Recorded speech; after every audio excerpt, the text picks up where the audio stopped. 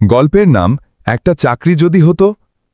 রায়হান প্রতিদিন সকালে প্রস্তুত হয়ে বের হয়, হাতে সিভির ফাইল, চোখে স্বপ্ন।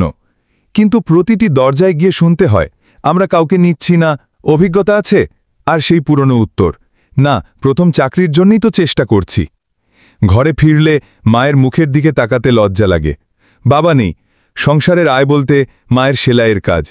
মাঝে মাঝে বন্ধুরা ডাকে, চলে আয়, একটু আড্ডা দেই। কিন্তু মন চায় না, বুকের ভিতরটা যেন পাথর হয়ে থাকে।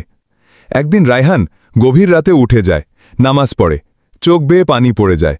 সে আল্লাহকে বলে, হে আল্লাহ, আমি জানি তুমিই রিজিকদাতা, আমি আর পারছি না, তুমি যদি চাও আমায় একটা পথ দেখাও। সেই রাতের কান্না যেন আকাশ ছুঁয়ে যায়। পরদিন সকালে রায়হান হঠাৎ এক মসজিদের নোটিশ বোর্ডে একটি চাকরির বিজ্ঞাপন দেখতে পায়। একটি এনজিও লোক নিচ্ছে, শিক্ষিত নীতিবান যুবক দরকার। ইন্টারভিউ দেয় রায়হান। তারা তার সততা ও চিন্তাধারা দেখে মুগ্ধ হয়। 2 দিনের মধ্যেই চাকরির অফার হাতে। বেতন কম, কিন্তু সম্মানের কাজ।